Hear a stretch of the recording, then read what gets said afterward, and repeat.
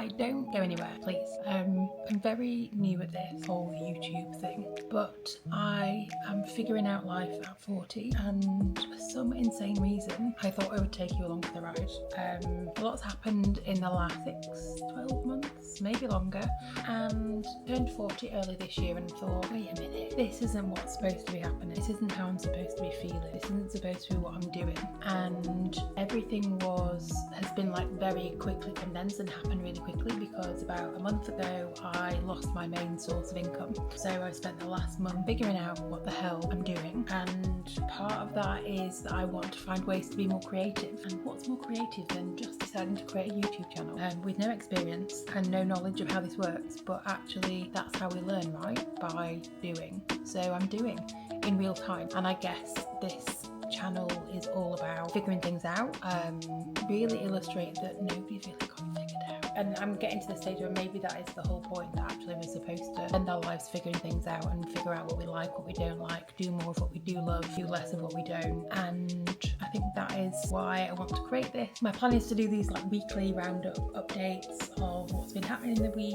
what I've been challenged with, what I've faced, and hopefully you guys can get some comfort from it, knowing that you're not alone doing what you're doing, but also just for us to support each other in a fairly nice environment where, there's a lot of stuff happening, stuff that we can't control, but it's all about focusing on what we can control. So essentially, this is the intro. So week one of figuring things out at 40. The main thing that I'm figuring out at the moment, and I say main thing is my finances. Because about a month ago I lost my main source of income. We're not going to go into that, but it has left me in a position where I have to find and replace the income that I've lost. Now, my background is that I worked 12 years in corporate, had a breakdown, retrained to become a life coach, became a life coach, but then alongside the life coaching, I've always done something else. I've always either, I did some work back in corporate for a year, I have done social media work, I have done additional marketing work, I've worked as a studio manager. I've kind of picked up lots of different things along the way to help me alongside my coaching business, but the coaching business has always been there. It's just kind of ebbed and flowed as I've needed it to, but now I guess I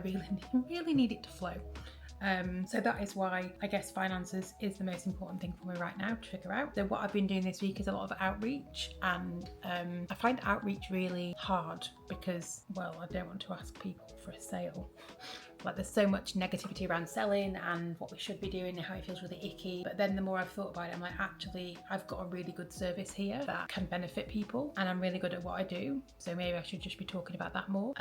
So that is what I've been doing. In fact, I had a really good call this morning proposing a new concept to a potential partner. So hopefully something will come of that. But as I look back across the week, it's been a fairly big week for deliverables generally. Monday was all around my Say No summer school. So I had my first event on Monday. I had people buy the workshop, but nobody actually turned up live, which was really tough. But you just kind of put your best face on and just smile and do it, and then I can send out that recording to people who bought, and then I'm going to share that with other people as well if they want to buy afterwards. So yeah, that's how Monday started. Tuesday was really good.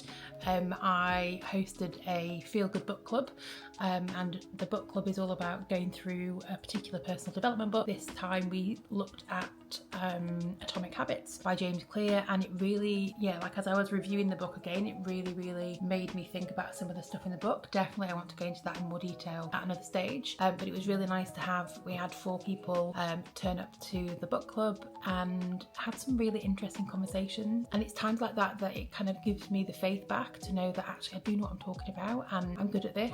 So I've just got to keep going with it and like asking the questions and kind of speaking to more people. And then Wednesday I hosted another workshop. I hosted like a check-in and chat, which is with another community that I run called the Angry Uterus Club. So backtrack a little bit, I have an angry uterus and decided last year to create a community to help people with an angry uterus. So I held a check-in, we have them every week in the community, and had really got great conversations in there as well. So it's been a very kind of heavy delivery week in terms of like my kind of output, which is new to me. Like I haven't done that for a long time, so I've been fairly exhausted. The joys of living with a chronic condition. So I've been trying to manage that week with figuring out what else I need to do in terms of reaching out to people. So I spent a lot of time this week in terms of outreach, people who've downloaded a workbook from me, who've been to my workshops. Like if you're watching this and you've been on those, like you will have got an email this week. I've also been reaching out to my LinkedIn connections, see if I can talk to people who are in their HR departments. So I have done a lot of work this week in terms of outreach, which I am really proud of, and I just need to continue on that path.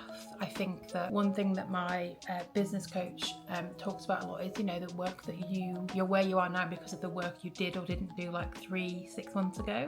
So it's actually quite confronting to be like, okay, then the work that I'm doing now will probably come into fruition like in 3-6 months, but that can also be really difficult when you are in need of financial stability right now. So it's finding that balance of knowing that if you put in the work, if you do the reps, the change will happen, but also finding that what do you do in the here and now, what do you do right now. So I've enjoyed the week. I have put myself out there. I've done what I need to do for myself. I've been to yoga, I've been to the gym, I've been for a run. I'm doing the things that I know are going to help, but it is that kind of idea of delayed gratification, that you're doing the things now that are going to have an impact in 3 months.